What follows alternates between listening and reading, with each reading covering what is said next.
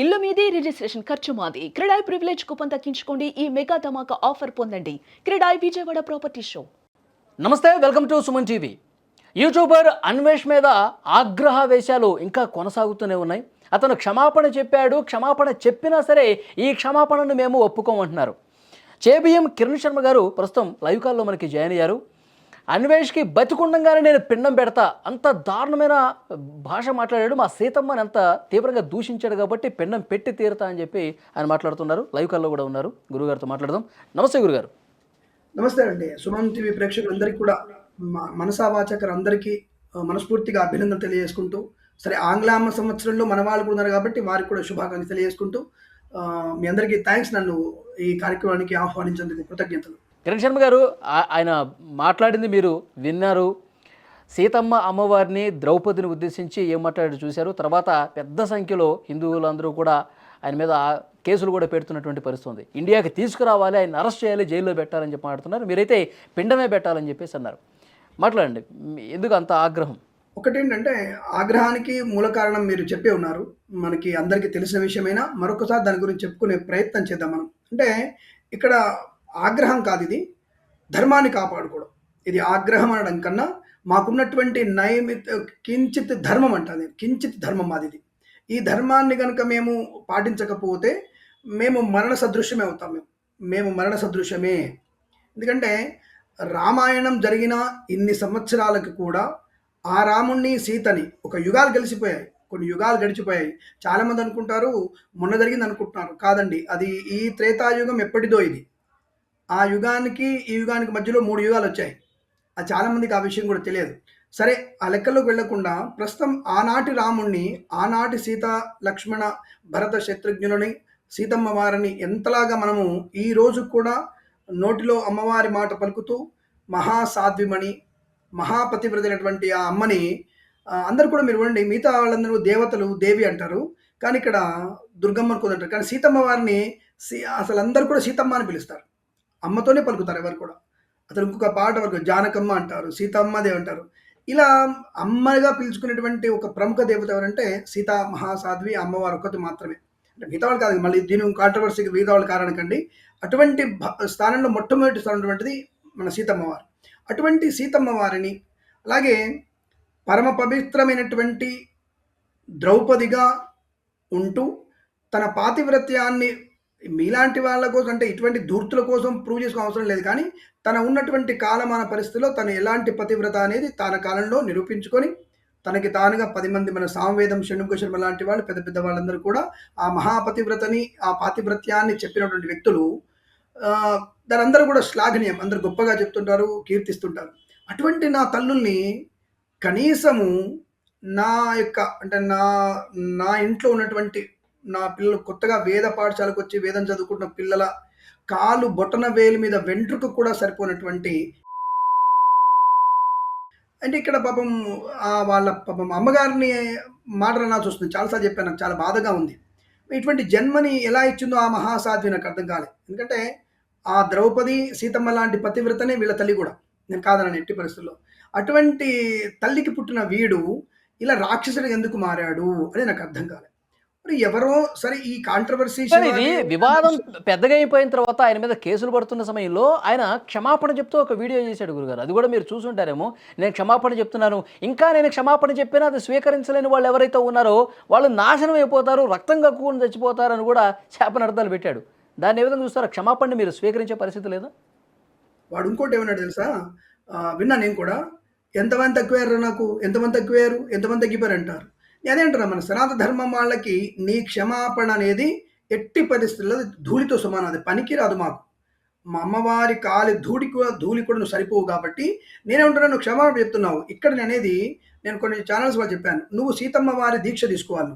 ఎటువంటి దీక్ష అంటే, ఇక్కడ నేను చెప్తున్నా, అమ్మవారి దీక్ష తీసుకోవాలి. గాజులు వేసుకోవాలి, బొట్టు పెట్టుకోవాలి, నా పేరు సీత అని చెప్పించుకోవాలి. 41 రోజులు దీక్ష చేయాలి. నువ్వు దీక్ష చేసి ప్రతిరోజు ముక్కు నేలకు రాసి, మేము హిందూ ధర్మాన్ని, సనాధర్మాన్ని, మహాతల్లిని, నా తల్లి లాంటి వ్యక్తిని, తల్లి కంటే గొప్ప వ్యక్తిని నేను నిందించాను, అవమానించాను, అందరు క్షమించండి అని ప్రతిరోజు 41 రోజు దీక్ష తీసుకొని చెప్పితే కొంత ఒక 10% క్షమించగలిగే అవకాశం ఉంటుంది. ఎందుకంటే సనాతన ధర్మంకు ఉన్నటువంటి ఒక విలువ అదే, ఒక గొప్పతనం అది.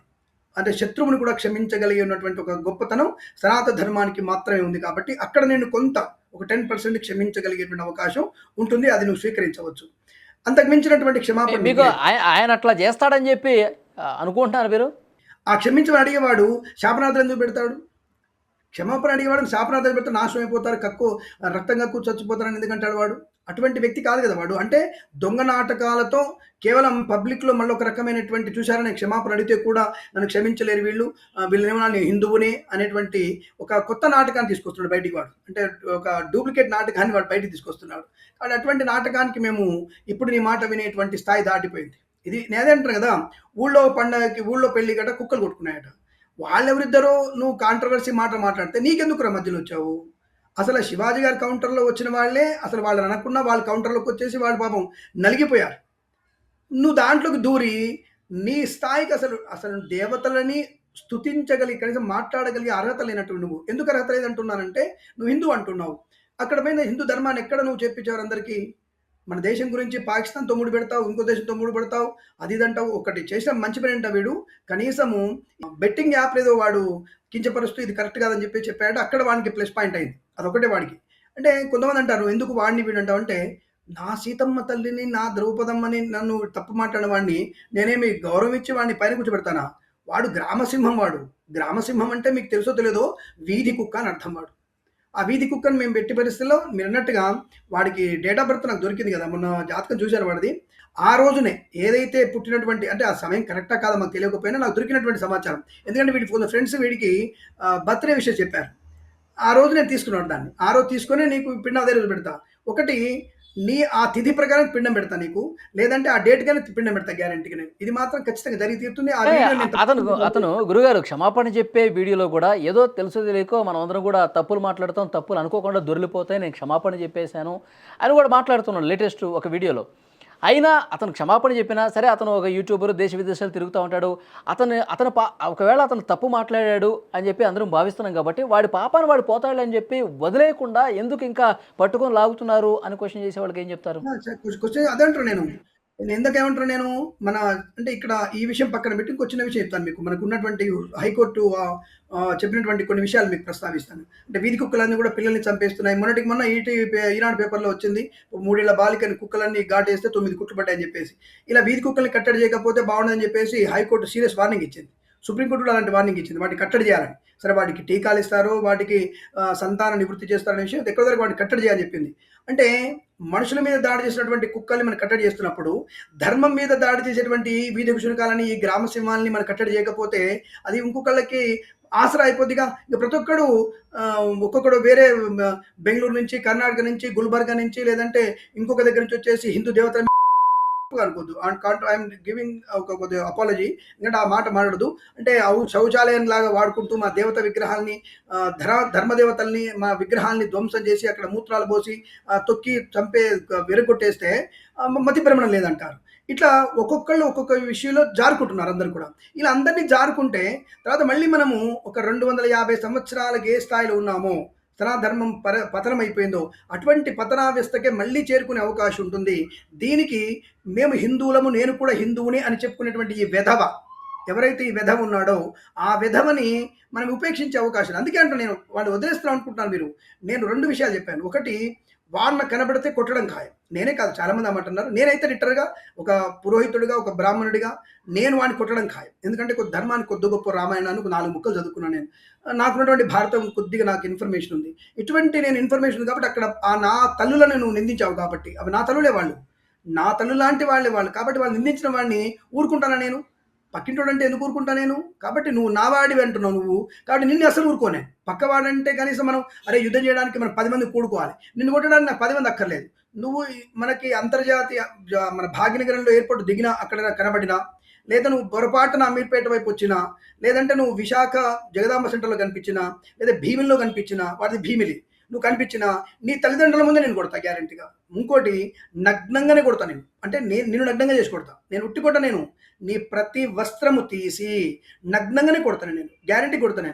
దీని గురించి ఎవరేం మాట్లాడినా సరే ఒకటే, నువ్వు తప్పు చేసావంటున్నావు కదా, ఆ తప్పుకి పశ్చాత్తాపం అంటే 41 రోజుల దీక్ష, ఉపవాస దీక్ష, చీర కట్టుకో, బొట్టు పెట్టుకో, గాజులేసుకో, నువ్వు తీసుకొని 41 రోజులు దీక్ష తీసుకొని, ఈ దేశంలో ఇక్కడ నేను నేలకు ముక్కు రాస్తున్నాను, నా ముక్కు నేలకు రాస్తున్నాను, నన్ను క్షమించండి అని రోజు నువ్వు అడుక్కు తినాలి మమ్మల్ని. లేటెస్ట్గా హ్యాపీ న్యూ ఇయర్ వీడియోలో ఆయన మలేషియాలో ఉన్నాను, నేను ఇక్కడ హ్యాపీ న్యూ ఇయర్ సంబరాల్లో ఉన్నానని చెప్పి అక్కడ ఉన్నటువంటి హిందూ దేవుళ్ళ విగ్రహాలు చూపిస్తూ, ముఖ్యంగా ఆంజనేయుడి విగ్రహం ముందు నిలబడి ఆయన ఆంజనేయ దండకం అవన్నీ చదివి, నేను ఎప్పుడైనా సరే ఆంజనేయుడిని బాగా నమ్ముకుంటాను, నాకు భయం ఉన్నా సరే, ఏదన్నా టెన్షన్ ఉన్నా సరే ఈ దండకం నేను చదువుతానని చెప్పి చదివి వినిపించి మాట్లాడిన పరిస్థితి ఉంది. దీన్ని ఎట్లా చూస్తారు మీరు? వాడు ఎప్పుడు నిశలోనే ఉంటాడు. నిశలో ఉండేటోడు ఏదో మాట్లాడతారు కదా, నిశలో ఉన్నవాడు ఏదో మాట్లాడు. ఆంజనేయ స్వామి చూసి సుబ్రహ్మణ్య స్వామి అనుకుంటాడు, సుబ్రహ్మణ్య స్వామి ఆంజనేయ స్వామి అనుకుంటాడు, నేను ఇక్కడ హిందువులు అనుకుంటాడు. వాడి తప్పును కప్పించుకొని నిశలో ఉంటాడు కాబట్టి ఎప్పుడైనా అదే చేస్తాడు. వాడు అబద్ధమే ఆటల విషయం స్పష్టంగా అర్థమవుతుంది. వాడు నిషాగాడికి మన విషయం ఆ నివేశిలో మిగతాక్షరాది నిషాగాడు అని పెట్టుకోండి, పేరు పంచి నిషాగాడు వాడు ఏదైనా చేస్తాడు. వాడు తప్పు అతనిలో పుచ్చుకోవడానికి నిజాయితీ లేదా? నేను తప్పు చేశాను, నేను క్షమించండి అని చెప్పి మాటల్లో అతనిలో ఎక్కడ నిజాయితీ అనిపించట్లేదు మీకు? పశ్చాత్తాపం కనబడట్లా. ఎక్కడ కూడా వాడికి టెంపర్మెంటే కనపడుతుంది. నీ టెంపర్మెంట్ దిగిపోయేట్టుగా చేస్తాం మేము. నీకు ఎక్కడ గుణపం దింపాలో అక్కడ గుణపం ఎర్రటి గడ్డపార కాల్చి, నీకు ఎక్కడ గుణపం దింపాలో అక్కడ దింపిన తర్వాతనే ఈ ధర్మానికి ఒక చిన్న చీడ పురుగుని గుణపంతోనే మేము మేము అంటే ఎవరు నాకు సపోర్ట్ చేస్తారనే విషయం కాదు. నేనైతే తప్పకుండా వాడికి గుణపం దింపి, అంటే నవరంధ్రాలకు దగ్గర గుణపం దింపుతా గ్యారంటీగా దింపే మాట్లాడతాను నేను ఆ విషయం గురించి. వాడికి పిండం పెట్టాలనే విషయం స్పష్టంగా కదా. నేను ఒకవేళ నాకు అట్లాంటి అవకాశం ఇస్తే ఉన్నారా? పిండం పెడతా, బతికున్నప్పుడే పిండం పెట్టేస్తా అంటున్నారు. అదే చెప్తాను. ఇప్పుడు నేను నా కనుక సుమన్ టీవీ అవకాశం ఇస్తే తప్పకుండా సుమన్ టీవీలోనే నేను ఈ కర్మకానికి మంత్ర పిండ ప్రదానం చేసే చూపిస్తాను. నేను ఖచ్చితంగా మీరు కనుక నాకు అవకాశం కల్పిస్తే. మాకెందుకు సార్ తలకాయ నొప్పి అనుకుంటాను. నేనేమంటానంటే, సరే అతను తప్పు చేశాడు, అతను పశ్చాత్తాపడుతున్నాడు, అది నిజాయితీ ఉందా లేదో పక్కన పెడితే, మీరు కూడా ఆ స్థాయికి వెళ్ళిపోయి పిండం పెట్టేస్తాను అనటం కరెక్టేనా అని చెప్పి కరెక్ట్ అంటారు కదా. నేను ఇప్పుడు ఒక విషపూరితమైనటువంటి పురుగుని మీ ఒంటి మీద దోమ కాలిందండి, కరుస్తుంది, ఏం చేస్తారు మీరు? గబక్కన కొట్టుకుంటారుగా.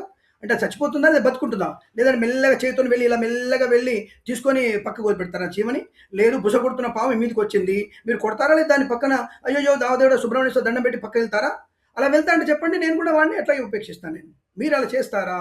ఒక చీడ పురుగు, చెద పురుగు, ఎరువులు, ఇప్పుడు మనం పంట పొలాలకు వేసే పురుగులు పడుతుంటే దాన్ని ఏం చేస్తున్నాం? పిచికారి కొడుతున్నాం కదా. నల్లులకి దోమలకి లీగల్ గా కూడా ముందుకెళ్తున్నారు కదా గురుగారు, లీగల్ గా వెళ్తున్నారు, పోలీస్ స్టేషన్ లో కేసులు పెట్టారు, తర్వాత ఇంకా ఫర్దర్ గా నేను ధర్మంగా వెళ్తున్నా. లీగల్గా వెళ్తున్నారు కదా, లీగల్గా కేసు అవుతుంటారా? ఇప్పుడు మీరు సుమన్ టీవీ సాక్షి చెప్పండి స్వామి, వాడు అరెస్ట్ చేసి లోపల ఇస్తారంటారా? ఆ జీవం ఒప్పుకుంటుందా? న్యాయశాస్త్రం ఒప్పుకుంటుందా? ధర్మం ఒప్పుకుంటుంది. నేను పిండ పెడతాను, ధర్మం ఒప్పుకుంటుంది. ఒక చచ్చిపోయినటువంటి వ్యక్తి అంటే మృత కళేబరం వాడు, వాడు జీవం ఉన్నటువంటి కళేబరం వాడు. అటువంటి జీవం ఉన్న కళేబరానికి నేను పిండ పెడతాను, ధర్మం ఒప్పుకుంటుంది. ఎవరికైనా పెట్టవచ్చు అట్లా. ఎందుకంటే వాడికి మరి భవిష్యత్తులో వాడికి పెళ్లి కాకపోతే, లేదా వాడు మనం చూపించాడు ఒక వీడియోలో 6 అమ్మాయిలు పెట్టుకొని ఇంట్లో నా పెళ్ళమ్మవరు అని అడిగాడు వాడు. ఈ కులుకున్నటువంటి వ్యక్తికి ఏ కొడుకు పిండం పెడతాడో పెట్టడో, అదే పాపం నేనే మంచి పని చేద్దాం, వాడు బతుకున్నటువంటి ప్రాయశ్చిత్తంగా వాడి మంచి కొరకు నేను పిండ ప్రదానం చేద్దాం, పోయేదేముంది? అక్కడ పిండం పెట్టేస్తా నేను హ్యాపీగా, నో ప్రాబ్లం కదా. మంచి చేస్తా అంటాను నేను కూడా, చెడు చేయట్లా అంటలే, మంచి చేస్తా వాడికి హ్యాపీగా, మంచి చేస్తా. కంగారు ఎందుకు వాడికి? పాపం వాడు పునర్జన్మ మళ్ళీ లేకుండా చేద్దాం, నేను చేస్తా నేను. లేదంటే వాడు నానాయోళ్ళలో పడిపోతాడు, నానాయోళ్ళలో పుట్టి మళ్ళీ నరకానికి పోయేందుకు నేనే పిండం పెడితే పని అయిపోతుంది కదా వాడికి. ఇది నా ఉద్దేశం. నేను ధర్మంగా పెడతా అంటాను, ధర్మపిండం పెడతా అంటున్నాను, ధర్మపిండము అది విషయం. ఓకే, మీరు న్యాయపిండం పెడతా అంటున్నారు. అతనికి కూడా ఫ్యామిలీ ఉంది, ఇంతకుముందు మీరు చెప్పారు, వారి అమ్మగారు, వాళ్ళ సిస్టరు, తర్వాత మొన్న కూడా అతని దగ్గరికి వెళ్ళొచ్చారు. వాళ్ళ అమ్మగారికి మీరు ఇచ్చే ఒక సూచన ఏంటి? అతని కొడుకులో మార్పు రావటం కోసం, కొడుకు ఎంతైనా కొద్దిగా మార్పు రావటం కోసం, సమాజంలో మంచిగా మెలగటం కోసం వారికి ఇచ్చే సూచన ఏంటి? అమ్మగారికి ఏం చెప్తారు? నేను తల్లికి చెప్తాను, ఆ తల్లికి నేను శిరస్సు వంచి నమస్కరిస్తాను. ఎందుకంటే కన్న తల్లి తల్లి అంటేనే అదొక అమృతమైనటువంటి మాట. అసలు ఆ తల్లి అంటేనే అలా గొప్పతనమే. ఆ తల్లి కన్నది, వాడి పెరగడం అలా పెరిగాడు, వాడి వాళ్ళు కూడా విషయం తెలియదు కాబట్టి తల్లికి శిరస్సు వంచి నమస్కరిస్తూ, అమ్మ ఇటువంటి కుమారుని కన్నా మీరు దయచేసి తప్పకుండా ఎట్టి పరిస్థితుల్లో కూడా మీ కొడుకు మిమ్మల్ని క్షమాపణ అడగమను. ఎందుకంటే వాడు చేసే తప్పుకు మిమ్మల్ని క్షమాపణ అడగమని చెప్పేంత హీన సంస్కారాన్ని కాదు నేను. కానీ నీ కొడుక్కి బుద్ధి చెప్పి వాడి లైవ్లో తీసుకొచ్చేసి మా కొరకు, మా కుటుంబ సభ్యుల కొరకు వాడిని మీ ముందర వాడిని క్షమాపణ అడిగించండి. అప్పుడు కాదు వాడికి అరే నాకు బుద్ధి వచ్చింది, నా తల్లిదండ్రులు నాకు బుద్ధి చెప్పారనేటువంటి భావనతో అప్పుడు వదిలేస్తాను. నేనైతే వదిలేస్తాను. వాడి తల్లి సమక్షంలో లైవ్ వీడియోలో ఇద్దరు ఉండి, వాడు మలేషియాలో ఉండని, థాయిలాండ్ ఉండని, నయాగ్రాలో ఉండని, ఇంకెక్కడ ఉండని, నాకు నైజీరియాలో ఉండని, నాకు సంబంధం లేదు. వచ్చి గనక నువ్వు నీ తల్లి మీ ఇద్దరు లైవ్ వీడియోలో ఉండి, దాన్ని మన సుమన్ టీవీ లాంటి వాళ్ళు ఇంకోరైనా దాని వీడియో తీసుకొని, నా తమ్ముడు నా అబ్బాయిది వాడు మాట్లాడతాడు మీతోని నాకు సమక్షం అని చెప్పేసి, ఒరే వెధవ, బుద్ధి లేని చవట, నీకు దేనికి సిగ్గుశరం లేదురా, నీకు ఏది మాట్లాడుతున్నో తెలియదురా నీకు, నాకన్నా పతివ్రత అయినటువంటి మహాతల్లి సీతమ్మ తల్లినా, ఆ సీతమ్మ తల్లిని వంశంలో పుట్టి సీతమ్మ తల్లికి నేను జన్మించాను, ఆ సీతమ్మ తల్లి వంశంలో ఉన్నాను నేను అని చెప్పి ఆవిడని వాడితో లైవ్లో క్షమాపణ చెప్పించండి.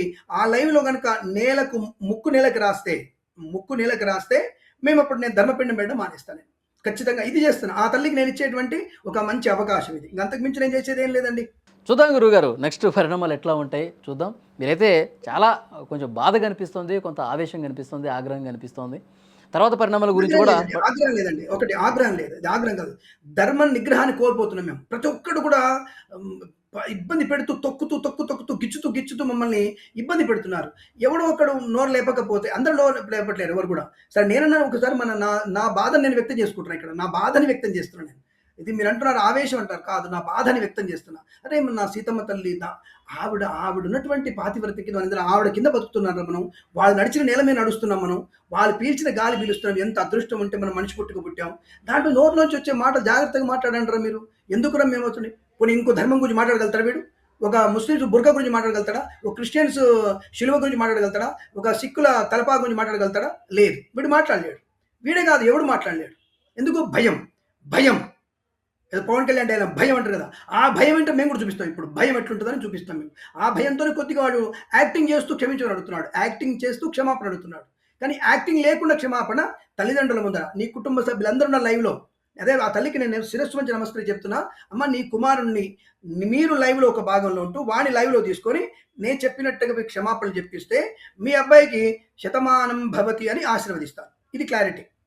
ఆ తల్లి అడిగింది కాబట్టి ఆ తల్లి కోసం చేస్తాను. ఎందుకంటే ఆ తల్లికి నేను కొడుకు లాంటి చెప్తున్నాను. ఆ తల్లి కొడుకు లాంటి నేను చెప్తున్నాను నేను. కాబట్టి అది అక్కడ నేను క్షమాపణ చెప్పేస్తాను, అందులో సందేహం లేదు. వాడికి ధర్మపిండం పెట్టుకుని వదిలిపెడతా, లేదా ధర్మపిండం ఖాయం. ఓకే గురుగారు, థ్యాంక్ యూ వెరీ మచ్.